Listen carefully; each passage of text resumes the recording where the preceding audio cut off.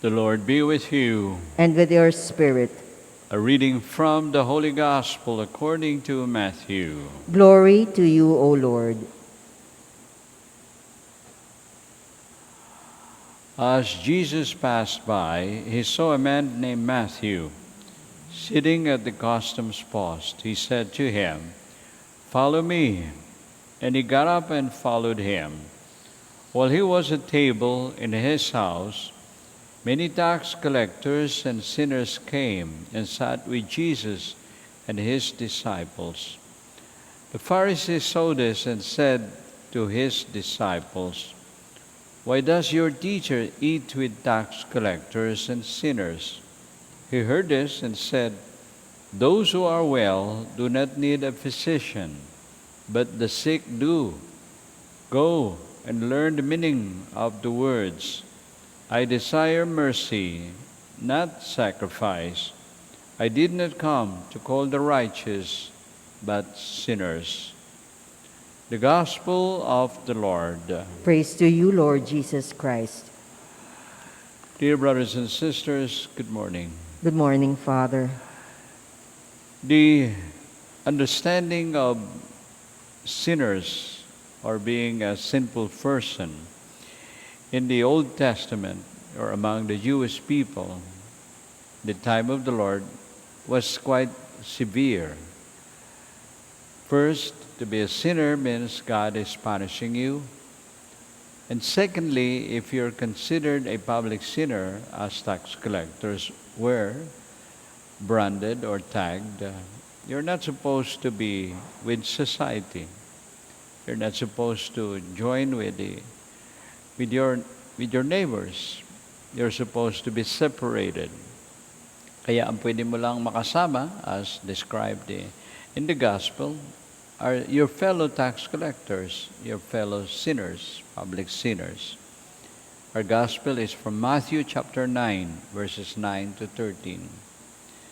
And Jesus breaks this understanding by calling a tax collector a public sinner in the person of Matthew. Ano po ba ang mga mambubuwis, mga tax collectors sa panahon ng ating Panginoon? They were considered as public sinners. Public sinners are those who are not supposed to be mingling with the rest of society. The word used to describe this in English is to be ostracized. To be ostracized means to be separated. Ihihiwalay o maghiwalay ka kusa. And among those that had been branded as such, not to mingle with society, were people with ailments, with sicknesses. And in the time of the Lord, the incurable illness was leprosy. Kaya pag ikaw ay mayroong ketong, you're a leper, you're supposed to cover yourself as you go out of your home and then inform everyone that you are present, that you're in their midst by shouting, "Ketongin, leper, leper." You declare that. Because to be associated, to be in contact with people like this, who are public sinners, you could infect the others. Mahahawa sila. That's how they understood it. And yet, the Lord called Matthew, and he says, "Follow me." And the ensuing moments or events that happened was that he was with them, eating, dining. That's why the Pharisees who saw this said to his disciples, "Why does your teacher eat with tax collectors and sinners?" Bakit nakikikain yung inyong Panginoon sa mga makasalanan? Well, the mere company was already a source of sinfulness as far as the Pharisees were concerned. So that means that it was a big taboo or no-no. Talagang hindi dapat gawin yun. But the Lord, in response to the declaration of the Pharisees, questioning what he did, or what He was doing, ano sabi ng Panginoon?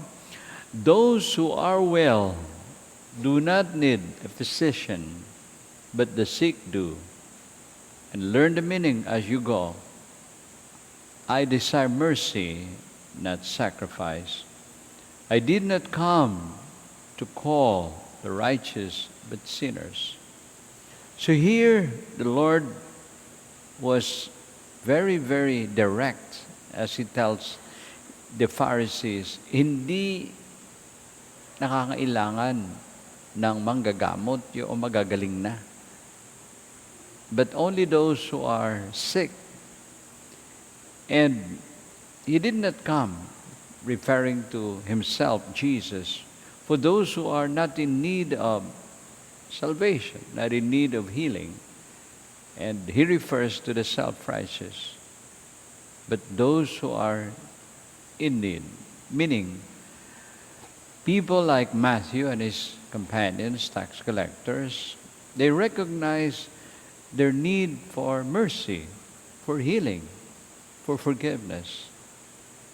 And I hope today we look at this gospel and ask ourselves, Lord, am I guilty of being self-righteous?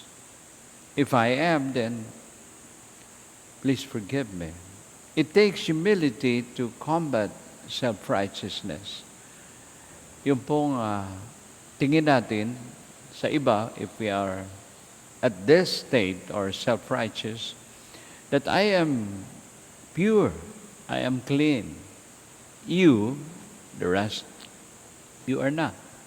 I am worthy to be with God, you are not. And I don't need your help. But the Lord was empathic. Talagang in-emphasize na ating Panginoon. Yung mga magagaling na, di na nila kailangan na manggagamot, bahala na kayo sa buhay niyo. He did not say that, but that's tantamount to saying, forget it. But the others, like the tax collectors, like Matthew, they were so humble. They knew and they recognized their nothingness, their sinfulness, their need for God. Alam niyo, mahirap po talaga ito because man by nature is a social being. Hindi tayo mag-isa lamang. That's why when people avoid us, when people distance themselves from us, that's quite a pain for us. We suffer. Look what happened during the pandemic. The social distancing was enforced worldwide. Even members of the family were not allowed to mingle with one another. We're supposed to be quarantined. We're supposed to be distanced from one another. In the coming of Jesus, at the coming of the Lord, He broke that and told the Pharisees, itong mga ito, you tag them. Alam niyo sa lengguwahe ngayon ng mga ng social media at ng mga kabataan, pag ikaw ay merong gustong i-post at may picture, what do you do to share it? You tagged it, no? Pero ito naman, sa panahon ng Panginoon, the tagging had to do with social stigma.